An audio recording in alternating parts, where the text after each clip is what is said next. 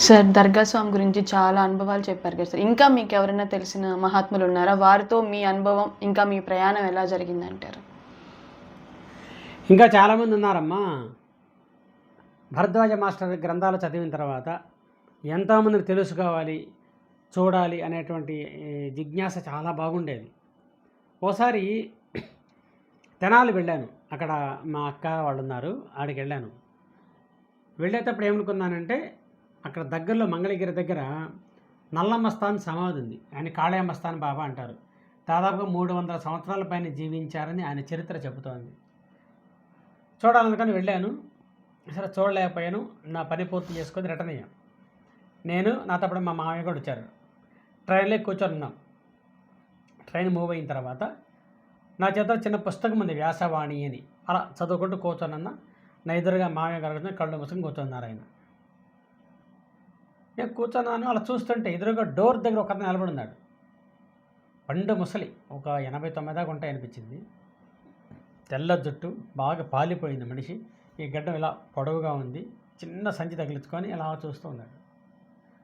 ఆయన కళ్ళలో తెలియని తేజస్సు కనపడుతుంది. బాగా మంచి లైటింగ్ లాగా, ఎవరో ఒక దివ్య పురుషులాగా కనిపిస్తోంది. ట్రైన్లో ఎందుకుంటారు అయినా కానీ అని ఒక సందేహం. కళ్ళు మూసుకొని, ఈయన కనుక నిజంగా ఒక మంచి సద్గురువు కానీ అవధూత అయితే కనుక ఆయన నన్ను దక్షిణ అడగాలి అనుకుని కళ్ళు మూసుకున్నా. ఒక 2-3 నిమిషాలకి ఇటు తట్టారు నన్ను. తట్టి నా దక్షిణ నాకే అన్నారు. చూసా, దక్షిణ అడుగుతున్నారు ఏమిటైనా అని అప్పుడు జేబులోంచి ఏదో ఉంది ఇచ్చాను. బొజ్జ మీద తట్టి నెత్తి తల మీద అలా అన్నారు. అనేసి అలా ముందుకెళ్ళారు. ఒకసారి తేరుకొని మామయ్య చెప్పా, మామయ్య ఎవరో ఒక ఆయన గొప్ప అవధూతలాగా ఉన్నాడు. ఆయనకి బాగా ఆసక్తి. ఏ రని చూస్తే ఆయన కనిపించలే. ఇంకా భోగి మొత్తం తిరిగాం, అటు ఇటు కాసేపు తిరిగాం. లేరు. అర్థమైంది ఎవరో మహాత్ముడు అని. కానీ ఎవరు అంత పండు ముసలి, కానీ మొహం చూస్తే ఎక్కడో చూసినట్టుంది. ఎక్కడో తగిలింది నాకు. ఎవరు అర్థం కావట్లే. ఇంటికి వచ్చేసాను. తర్వాత రోజు ఉదయాన్నే స్నానం చేసేసి పూజ పూర్తి చేసుకున్న తర్వాత బీరువా తీస్తున్నా. ఒక బుక్ కింద పడింది, బీరువా నుంచి కింద పడింది. ఆ బుక్ కవర్ పేజీ మీద సేమ్ ఆయన ఫోటోలాగే ఉంది. ఆ బుక్ పేరు హాజీ వారిస్ సాలేషా. అది మా గురువుగారు రాసిన గ్రంథం. ఎవరైనా బాబాకు గురువు, షిరిడీ సాయిబాబాకి గురువు. బాబాకి 2 గురువులు ఉండేవారు. హిందూ సాంప్రదాయంలో వెంకూస, ఆయన వెంకటేశ్వర స్వామి వారి అవతారం. అలాగే ముస్లిం సాంప్రదాయంలో హాజీ వారిస్ సాలేషా అని ఆయన చరిత్ర. ఎంత అద్భుతం అనిపించిందంటే, ఎన్ని వందల సంవత్సరాలు ఎప్పుడో దేహం వదిలేసినటువంటి మహాత్ములు ఈరోజు మన కళ్ళ ముందు మనకు దర్శనం ఏమిటా అని అది తేరుకోవడానికి చాలా కాలం పట్టింది. తర్వాత మళ్ళీ దర్గా స్వామి దగ్గరికి వెళ్ళా. ఆయనతో చర్చించా. నిజమైన ఆయన, ఎవరికైతే గురువు అనుగ్రహం ఉంటుందో వాళ్ళకి దర్శనం ఇస్తూ ఉంటారు. ఆయన హాజీవారి సాలేషా నేను దర్గా స్వామి గారు చెప్పారు. ఆయన గొప్ప మహాత్ముడు హాజీవారి సాలేషా. ఆయన చరిత్ర చదువుతుంటే కళనీళ్ళు వచ్చేస్తాయి. మా గురుదేవులట ఆ గ్రంథం రాస్తూ ఉన్నప్పుడు ఆ గదిలో ఆయన డిక్టేట్ చేస్తుంటే వేరే రాస్తూ ఉంటారు. ఉన్నట్టుండి గది నిండా గులాబీల వాసన, అత్తర వాసన అంటారు కదా, గుప్పమందిట ఒకసారి. అదే మాదిరిగా ఆయన చరిత్ర పారాయణ చేస్తున్నప్పుడు కూడా నాకు అదే అనుభూతి కలిగింది. ఒక్కసారి సెంటు వాసనలాగా రూమ్ అంతా వచ్చేసింది అనమాట. ఓహో, స్వామివారి ప్రజెన్సు ఎప్పటికీ ఉంటుంది అని దానిపై నిర్ధారణ అయిందనమాట. ఆయనే హాజీ వారిస్ సాలేషా, బాబా యొక్క గురువు. సార్, మేము సాయిబాబా గురువు గురించి వినండి చాలా విషయాలు చెప్పారు. అలాగే నల్లమస్తాన్ బాబా గురించి కూడా చెప్పారు. ఇప్పుడు దాకా నేను వినుంటాను, కానీ ఆయన్ని చూడలేదు. ఇంకా ఎవరైనా ఉన్నారా సార్ మీ ప్రయాణంలో? ఉన్నారమ్మా. ప్రజలని అజ్ఞానం నుంచి మేలుకొలపడానికి ఎంతోమంది మహాత్ములు, కొందరు గుప్తంగా ఉంటారు, కొందరు బహిరంగంగా ఉంటారు. చాలామంది మహాత్ములు. అటువంటి వాళ్ళల్లో బయట పడని రాజయోగి, మహాయోగీశ్వరులు, సాక్షాత్తు శివాంశ సంభూతులైనటువంటి ఒక గురువుగారు ఒక ఆయన ఉన్నారు. ఆయన పేరు సిద్ధిరాజు వెంకట సుబ్బారావు గారు. వారు కావల్లో ఉంటారు. వారు చాలా గొప్ప సిద్ధ పురుషులు అని తర్వాత తెలిసింది. ఆ కుటుంబంలోకి మా అన్నయ్య అల్లుడు ఎంటర్ అయ్యారు, మా పెద్దన్నయ్య. ఆయన ద్వారా తెలిసింది చాలా గొప్ప వ్యక్తి అని. మనకి ఎలాగో ఆసక్తి ఉంది. ఓసారి సిద్ధేశ్వరం వెళ్ళాను. వెళ్ళి సిద్ధేశ్వరం తెలిసి ఉంటుంది మీకు, ఉదయగిరి దగ్గర ఘటిక సిద్ధేశ్వర క్షేత్రం అని ఒక అద్భుతమైన క్షేత్రం ఉంది. వెళ్ళి దర్శనం చేసుకొని గుడిలోకి వెళ్ళాను. బాగా రష్ ఉంది. అది వంగి లోపలికి వెళ్ళాలా. ఇప్పుడైతే బాగా కట్టున్నారు, అప్పుడు అట్లా లేదు. సరే విసుగు అనిపించింది, ఏం పోతాంలే లోపలికని బయటికి దండం పెట్టేసుకొని, నా పక్కన ఒక 2-3 పిల్లలు ఉన్నారు. కావలికి వెళ్ళి మాల వేయించుకుందాము, కావలి గురువు గారు ఉన్నారంట కదా మాల వేస్తారని వచ్చేసాం. అమావాస్య గడియల్లో వచ్చాము. ఆ అర్ధరాత్రి మేము కొత్తగా వెళ్ళాం, తెలియదు, అంతకుముందు పెద్దగా తెలియదు. ఏదో ఒక వ్యాన్ వస్తుంటే వ్యాన్ ఎక్కేసి నేరుగా పోలంగరపల్లి దగ్గర దిగి అక్కడి నుంచి ఏదో ఒక ఆటో పట్టుకుని దగ్గరికి వచ్చాం. దాదాపుగా అర్ధరాత్రి 12:30 1 గంట అయింది. ఇక్కడి నుంచి కావలికి వెళ్ళాలి. 4 గంటలకు కావాలి మాల వేస్తారు స్వామి. కావలికి వెళ్ళాలి. ఎలా వెళ్ళాలి? అంత చిమ్మ చీకటి, ఏమీ లేవు. అక్కడ ఒక టెంకాయ కొబ్బరి బొండ అవతల కూర్చొని ఉన్నాడు. అతను అడిగితే నాయనా బస్సులు ఏమి లేవు, ఎప్పుడో వెళ్ళిపోయాయి, మీకు తెల్లవారితేను కావాలి బస్సు ఉందని చెప్పారు ఆయన. సరే నమస్కారం పెట్టాం, స్వామి మీ అనుగ్రహం ఉంటే మేము వస్తాం, లేకపోతే లేదని అని అనుకుంటున్నాము. ఒక బస్సు వచ్చి ఆగింది. ఎక్కడికి మీరు కావలికి వెళ్ళాలన్నా అన్నాడు ఆయన. అవునా రండి ఎక్కండి అన్నాడు. ఎక్కి 2-3 కూర్చున్నాం అక్కడ. ఎక్కడ ఆపలేదు. నేరుగా కావల్లో ఆ సబ్స్టేషన్ దగ్గర, అంటే గురువు గారింటికి వెళ్ళే రూట్ ఉంది, అక్కడ ఆపి నేరుగా వెళ్ళిపోయాడు, డిపోకి వెళ్ళిపోయాడు. ఎక్కడ ఆపల మధ్యలో. ఎందుకు వచ్చాడో ఎందుకు ఆపాడో ఒక మాయ. వెళ్ళాం గబగబా శివాలయంలో పడుకున్నాము. స్నానాదికలు పూర్తి చేసుకొని హడావుడికి పరిగెత్తాం. 4 గంటలకెల్లా స్వామీజీ మాల వేశారు, రుద్రాక్ష మాల వేశారు. వేసిన తర్వాత భగవద్గీత చదివిస్తారు ఒకరి చేత, ఎవరి చేత అన్నా. నేను ఎక్కడ వెనకాల కూర్చొని అన్నా. నా మనసులో ఒక సంకల్పం ఏంటంటే, స్వామివారి గారికి నిజంగా గొప్ప సద్గురువు అయితే భగవద్గీత నా చేత చదివించాలి అని మనసులో అనుకున్నా. కాసేపటి గారు పిలుస్తూ ఉన్నారు, మురళీకృష్ణట స్వామి పిలుస్తున్నారు, ఎవరో మురళీకృష్ణట అని. గబక్కి లేచా, పిలిచారు స్వామి. గబగబ వెళ్ళి కూర్చోగానే భగవద్గీత ఒక పేజీ తీసి నా చేతులు కూడా చదవమన్నారు ఆయన. ఒక్కసారి ఒళ్ళంతా జలదరిచ్చింది. నేను ఎక్కడో కూర్చొని మనసు అనుకోవడం ఏమిటి, వారు పిలవడం ఏమిటి, నాతో చదివించడం ఏమిటని అప్పుడు అర్థమైంది. వారు సాక్షాత్తు పరమేశ్వరుడికి అంశ, శివయ్యే ఆ రూపంలో జన్మించారు. లేకపోతే వారి చేతకుండా పెద్ద అష్టలక్ష్మి ఆలయము, ఎన్నో మందిరాలు కట్టించారన్న ఒక టీచర్, సామాన్యమైన ఉపాధ్యాయుడు ఆయన. కొన్ని వందల వేల జీవితాలు కాపాడారు ఆయన. ఆయన మాలలు వేస్తారు, ఎన్నో జీవితాలు కాపాడారు ఆయన. అంత గొప్ప వ్యక్తి. అట్లా వారితో మనకు అనుబంధం ఏర్పడింది. చాలాసార్లు వారిని దర్శించుకోవడం, వారి సలహాలు తీసుకోవడం, వారితో మాట్లాడడం, అలా ఎన్నో అవకాశం దొరికింది. ఇంకోసారి అష్టలక్ష్మాలయ ప్రతిష్ట జరుగుతోంది. బాగా షామ్యానాలు వేసి ఉన్నారు, గురువుగారు లోపల కూర్చొని ఉన్నారు, చాలామంది భోజనాలు చేస్తూ ఉన్నారు, హడావుడిగా ఉంది. నేను బయట కూర్చొని ఉన్నా షామ్యానా దగ్గర. నా పక్కన నా శిష్యుడు ఒకడున్నాడు. వాడుండి, అన్న ఇలాంటి పెద్ద పెద్ద కార్యక్రమాలప్పుడు మహాత్ములు యోగులు వస్తారంట కదా, బాబా లాంటి వాళ్ళు వస్తారా అని అడిగాడు. నీకు అనుమానం ఎందుకురా, అదిగా బాబా వస్తున్నాడు చూడని ఊరికి అలా అన్నా నేను సరదాగా. కరెక్ట్గా ఆకాశం నుంచి ఒక వెలుగులాగా వచ్చి బాబా గారు దిగారు కిందకి. అట్లా ప్రత్యక్షంగా కళ్ళ ముందు అట్లా దిగాడంతే, నేల మీద దిగి అలా వస్తూ ఉన్నాడు. వచ్చి అలా లోపలికి వెళ్తున్నారు. ఈ అబ్బాయి కూడా చూశాడు, అలా స్టన్ అయ్యాడు చూసి. ఈ స్వామి లోపలికి వెళ్తూ ఉంటే లోపల గురువుగారు పడుకొని ఉన్నారు. వారు గబక్కని పైకి లేచి స్పీడ్గా వచ్చి గబగబా ఆయన గట్టిగా కౌగలించుకున్నారు. సాయినాథుడు వచ్చాడని. ఇక జనాలు ఎగబడ్డారు ఆయన చుట్టూరు భయంకరంగా. చిన్నగా జనాలను తప్పించుకొని కాసేపు అటు ఇటు తిరిగి బయటకు వచ్చి అలా దూరంగా వెళ్ళిపోయాడు. ఇంకా మాయమైపోయాడు, కనిపించాడు. సాక్షాత్తు సాయినాథుడు. ఇవన్నీ ఒక సద్గురువు యొక్క అనుగ్రహం చేత మనకు లభించేటువంటి అనుగ్రహాలే, మనకు ఆయన ఇచ్చేది అనుగ్రహమే మనకు కూడా. ఇంకోసారి కావలిలో మా అన్నయ్య వెనకాల బాబా మందిరం ఒకటి ఉంది, నాగసాయి మందిరం అంటాం. మేము వెళ్ళాం దర్శనానికి. సహజంగా నాకు హుండీలో డబ్బులేసి అలవాటు లేదు, హుండీలో డబ్బులు వేయను. ఎవరైనా భిక్షగాలంటే వేస్తాను తప్ప హుండీలు ఎక్కడ తిరుపతికి వెళ్ళినా హుండీలో డబ్బులు వేయను. నా పక్క నుండి హుండీలో డబ్బులు వేయచ్చు కదా అన్నారు.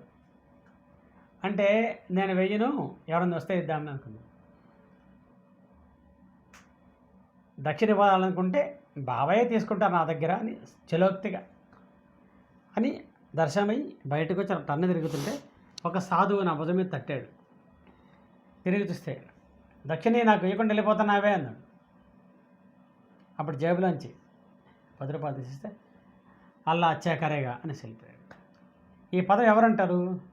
బాబానే కదా, అల్లా అచ్చాకరేగా అని. చూడండి, ఎక్కడికి వెళ్ళినా సద్గురు అనుగ్రహంతో మన వెనకాలను నడిపిస్తూ ఉంటానే దానికి అదొక మంచి ఉదాహరణగా చెప్పచ్చు. ఇలా చాలా అనుభూతులు ఉన్నాయి. ఈ తర్వాత క్రమేణ పంచుకుంటూ పోదాము. ఒక్కొక్క మహాత్ముడితోటి ఒక్కొక్క అనుభూతి ఇంకా చాలా ఉన్నాయి, తర్వాత చూద్దాం. సార్ కావల్ గురుగారి గురించి, నాగసాయి మందిరం గురించి, అలాగే అష్టలక్ష్మి దేవత గురించి చెప్పారు కదా సార్. ఇంకా ఎవరైనా ఉన్నారా సార్ గుప్తంగా ఉండేవాళ్ళు, మాకు తెలియని వాళ్ళు? ఉన్నారమ్మా. కొందరు ఏంటంటే బయట పడరు.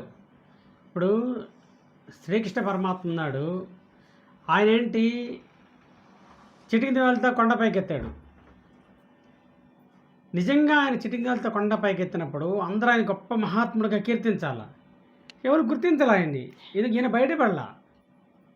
అలాగే నోరు తెరిచి అన్ని లోకాలని నోట్లో చూపించినప్పుడు వాళ్ళ అమ్మ కూడా లాస్ట్కి ఈయన మహాత్ముడు అనుకోవాలా, ఆయన మాయ చేశాడు. చూసి ఆమె ఆకలి అవుతుందమ్మా అన్నాడు. వాళ్ళ మీద అంతా మర్చిపోయి భోజనం పెట్టడం మొదలుపెట్టింది. ఇట్లా అట్లాగే సిద్ధేశ్వర్లో ఉన్నప్పుడు అక్కడ బిల్డింగ్ కట్టించాం, అన్నదాన సత్రం ఒకటి. అక్కడ ఉన్న కొంతకాలం అక్కడికి ఒక ఆయన వచ్చేవారు. ఆయన తెల్ల చొక్కా వేసుకొని తెల్ల పంచ కట్టుకొని వచ్చేవారు. ఆయన అక్కడ కాశీనాథ సత్రంలో కూర్చునేవారు. ఆయన ఎవరితో ఏం పెద్దగా మాట్లాడరు, ఎవరికి ఏం చెప్పరు. ఆయన కూర్చుంటారు, పనులు చక్క చక్క చక్క జరిగిపోతూ ఉంటాయి, అన్నదానం జరిగిపోతూ ఉంటుంది. అందరేమో ఆయన సాక్షాత్తు భగవంతుడు, చాలా గొప్ప వ్యక్తి, చాలా అందరూ అంటూ ఉంటారు. నేను చూడడానికి వెళ్ళాను. మామూలు తెల్ల పంచ తెల్ల చొక్కా వేసుకున్నారు. సహజంగా మనకున్నటువంటి ఒక అవలక్షణం ఏమిటంటే, ఒక మహాత్ముడు అనగానే పెద్ద పెద్ద నామాలు రుద్రాక్షలు వేసుకుంటే ఆయన పెద్ద స్వామీజీ అనుకుంటాం మనం. వెళ్ళాను, పరిచయం చేసుకున్న వారితోటి చాలా ప్రేమగా మాట్లాడారు. అప్పుడప్పుడు కలిసేవాడిని, మాట్లాడుతున్నవాడిని. తర్వాత వారితో అనుబంధం కొనసాగింది. అట్లాగే వారు ఎన్నో చోట్ల కలుగొట్ల, బనగానపల్లె, గరుడాద్రి, ఓంకారము, ఆత్మూరు భృగు తపోక్షేత్రము, నెల్లూరు కాశీనాయన క్షేత్రము, ఎన్నో చోట్ల వారు అన్నదానాలు స్థాపించారు. వారు అడుగు పెడితే అన్నదానమే. మళ్ళీ ఆయన ఏమైనా పెద్ద కోటీశ్వరుడా అంటే కాదు, నార్మల్ ఒక రిటైర్డ్ ఎంప్లాయ్ అంతే. ఏమీ బయటపడ్డు, ఏమీ చెప్పడు. మనం వెళ్ళి కూర్చొని ఏనైనా ఏ విషయాలు చెప్తావని మనల్ని అడుగుతారు ఆయన. నేను ఒకసారి ఏమండి, స్వామి మీరు చాలా దొంగ స్వామి అని. నేను ఏంటి మనకి ఇష్టం, అన్నీ తెలుసు మీకు, ఏమీ చెప్పరు, మొత్తం తెలుసు మీకు. దేవతను సైతం ఆదేశించగల శక్తి ఆయనకుంది. ఆయన తలుచుకుంటే ఏమైనా చేయగలరు, చేస్తారు, చేసినట్టు కనిపించరు ఆయన. నాకు ఒకసారి ఒక గొప్ప అనుభవం జరిగింది ఆయనతోటి. ఆయన కలిశాను, మాట్లాడుతున్నా. నేను మురళీకృష్ణ నువ్వు ఒకసారి ఉల్లెడికి వెళ్ళి నిద్ర చేసిరాపో అన్నాడు. నాకు అప్పుడు ఉల్లెడు అంటే తెలియదు. సరే వాళ్ళు చెప్పారు పలానా చోటకి వెళ్ళాలని. నేను వెళ్ళాను. అక్కడ వారి శిష్యులు, స్వామివారి శిష్యులు ఉన్నారు, వాళ్ళు తీసుకెళ్ళారు. అది భయంకరమైన కారడవి, కొన్ని కిలోమీటర్లు వెళ్ళాల. అది జీబుల్లోనే సాధ్యం. ఇప్పుడు ఇంకేదో రోడ్డు వేశారట, అప్పుడు చాలా దారుణంగా ఉండేది. పైన కొండ గుహ లోపల అమ్మవారు, లోపలికి శివయ్య, చిన్న శివయ్య. భయంకరంగా గబ్బిలాలు. అసలు అమ్మవారు అద్భుతంగా ఉంటుంది చూడడానికి. ఎక్కడికి వెళ్ళాలంటే భయం, భయంకరమైన గుహ, చాలా భయం వెళ్ళాలి. వెళ్ళాను, అక్కడ లోపలికి వెళ్ళి అభిషేక కార్యక్రమాలు చేసుకున్నాము. చివరి ధ్యానం చేసుకుంటుంది లోపల. ఆ గుహలో 7 తలలతో ఆదిశేషుడు వచ్చాడు. ఇట్లా పైకి ఇలా నా మీదకి వచ్చినట్లు వచ్చాడు. ఒకసారి ఉలిక్కి పడ్డా, మళ్ళీ అలా వెళ్ళిపోయింది. ఇది నా భ్రమ. అమ్మ, అంత పెద్ద ఆదిశేషుడు ఉంటారా, నేను ఊహించుకున్నానా, కొన్ని ఇమేజెస్ కొన్ని ఉంటాయి కదా అనుకున్నాను. సరే అయిపోయింది, బయటకు వచ్చాను. స్వామికి ఫోన్ చేసి చెప్దామని, స్వామి చాలా బాగా జరిగింది, ఊరికి వెళ్ళిపోతున్నా అని చెప్పడం కోసం ఫోన్ చేశాను. ఆయనే ఫోన్ లిఫ్ట్ చేశారు. ఏం మురళీకృష్ణ, ఆదిశేషుడు కనిపించాడా, ఏముందండి తోటి అని మాట్లాడా అని నవ్వుతున్నాడు ఆయన. అబ్బా స్వామి, మీ లీలలు మామూలు కాదు, నాకు ఎక్కడో కొండలో ఆయన కనపడితే మీకెలా తెలిసింది. నవ్వుకొని మనసులో నమస్కారం పెట్టుకొని వచ్చేసారు.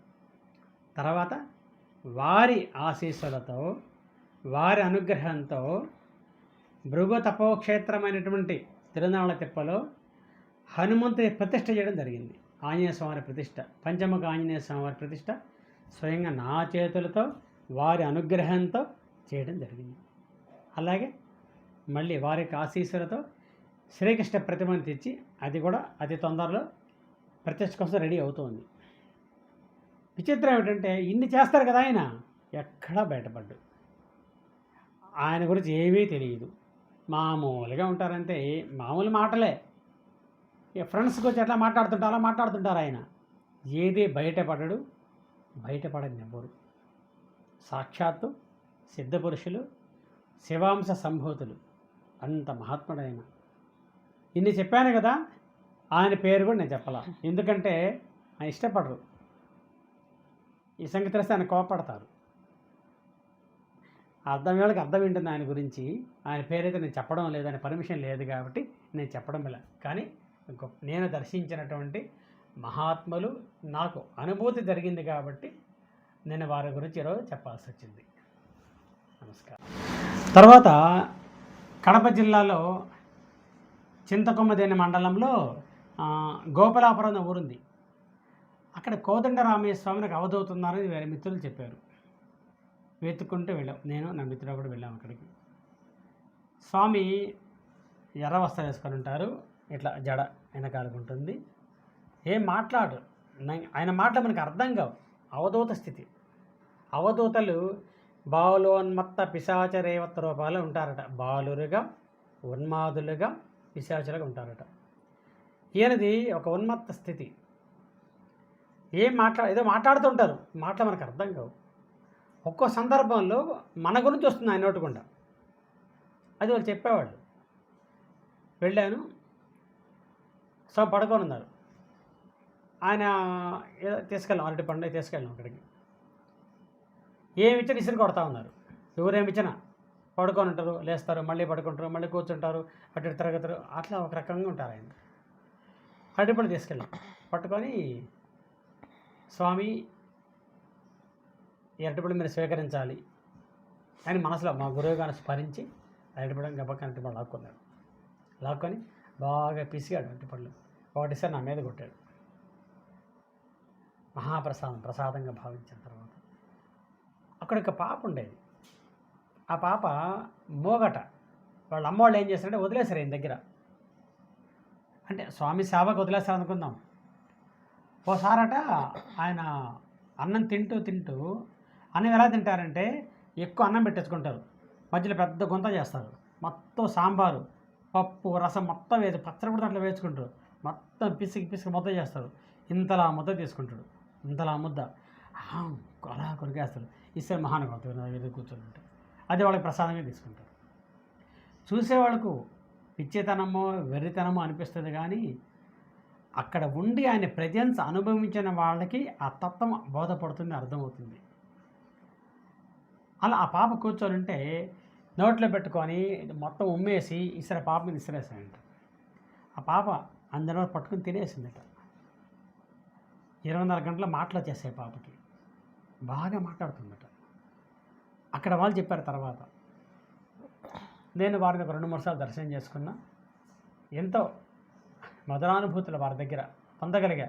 అక్కడ కూర్చొని ధ్యానం చేస్తుంటే మనల్ని మనం మరచిపోయే స్థితికి కూడా పోగలిగా నేను. అవధూతలు అంత గొప్పవాళ్ళు వాళ్ళు. అవధూత ఏం కాదు, అవధికి మించిన జ్ఞానాన్ని భూమి మీదకి తీసుకొచ్చి పరిచయం చేసేవారు అవధూతలు అంటారు వాళ్ళు. అంత గొప్పవాళ్ళు. వాళ్ళు మనం ఎప్పుడు చిన్నచూపు చూడకూడదు. వాళ్ళు మహాత్ములు, సిద్ధపురుషులు వాళ్ళు. ఆ విధంగా వారితో అనుబంధం కొనసాగింది. తర్వాత విదురపాక ఘాట్ గారు వారు ఈ మధ్య శరీరం వదిలేశారు. వారు మా చాలా గొప్ప వ్యక్తి. సాక్షాత్ నడిచే అమ్మవారు ఆయన. ఆయన కూర్చొని ఉంటే ఒంటి మీదకి పసుపు కుంకుమ ఒంటి మీదకి వచ్చేసాయి లోపల నుంచి. వారిని కూడా దర్శనం చేసుకొని వారి సన్నిధిలో చాలాసేపు ధ్యానం చేసుకొని వారి అనుగ్రహ ఆశీస్సులు పొందడం కూడా జరిగింది. మా గురుదేవులు కూడా చాలా ఇష్టపడేవారు ఆయన అంటే. ఆయనకు కూడా మా గురువుగారు చాలా ఇష్టం. ఇద్దరు కలిసి ఒక మీటింగ్ కూడా చెప్పుకున్నారు అక్కడ విదురపాకలో. ఆ ప్రేమతోటి నేను వెళ్ళి వారిని దర్శనం చేసుకొని వారి అనుగ్రహ ఆశీస్సులు కూడా తీసుకోవడం జరిగింది. ఇవన్నీ కూడా ఈ యొక్క ఆధ్యాత్మిక ప్రయాణంలో వచ్చినటువంటి రకరకాల అనుభవాలు, అనుభూతులు. ఇవన్నీ ఎందుకు మీతో పంచుకోవాల్సి వచ్చింది ఇన్ని రోజుల తర్వాత అంటే, మరికొంత ఇన్స్పైర్ అయ్యి వారి యొక్క సాధనాన్ని పెంచుకొని వారు కూడా ఎక్కువ మంది దర్శించాలి, తరించాలి, సాధనా విధానం నేర్చుకోవాలి, వారి జీవితాన్ని మార్చుకోవాలనేటువంటి ఏకైక ఉద్దేశంతో ఇవన్నీ మీ అందరికీ పంచుకోవాల్సి వచ్చింది. అంతేగాని అన్యత ఎవరు కూడా భావించవద్దని అందరినీ ప్రార్థిస్తూ స్వస్తి. ఇలాంటి మరెన్నో వీడియోస్ కోసం మా ఛానల్ని సబ్స్క్రైబ్ చేసుకోండి. పక్కనే ఉన్న బెల్ ఐకాన్ని క్లిక్ చేసి మీ ఫ్రెండ్స్ అండ్